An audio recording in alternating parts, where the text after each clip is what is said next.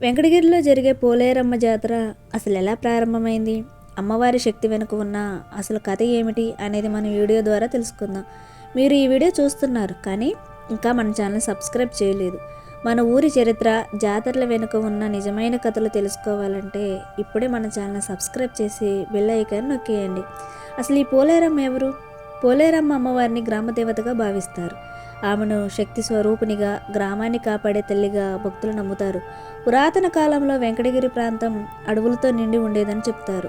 అప్పుడు గ్రామంలో వ్యాధులు, అపాయాలు ఎక్కువగా ఉండేవి. ప్రజలు భయంతో జీవించేవారు.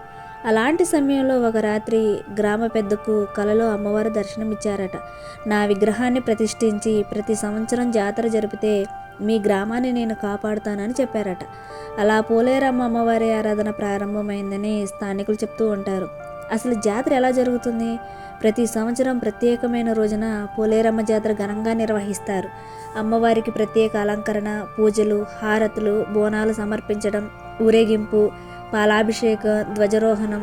జాతర రోజున వెంకటగిరి మొత్తం పండగ వాతావరణంలో మునిగిపోతుంది. దూర ప్రాంతాల నుండి కూడా వేలాది మందులు భక్తులు వస్తారు. డప్పుల శబ్దాలు, హారతుల వెలుగులు, భక్తులు జేకొట్టడం, అక్కడ వాతావరణం ఆధ్యాత్మిక ఉత్సాహంతో నిండిపోతుంది. ఈ జాతర ప్రత్యేకత ఏమిటంటే పోలేరమ్మ అమ్మవారిని గ్రామ రక్షకురాలిగా భావించడం, కోరికలు కోరుకుంటే నెరవేరుతాయని విశ్వాసం, గ్రామ ఐక్యతకు ప్రతీకగా జరగడం, సాంప్రదాయాలు ఇప్పటికీ కొనసాగించడం. ఈ జాతరలో సామూహిక భోజనాలు, సాంప్రదాయ కార్యక్రమాలు కూడా జరుగుతాయి. పిల్లల నుంచి పెద్దల వరకు అందరూ కలిసి ఈ పండుగను జరుపుకోవడం ప్రత్యేకత.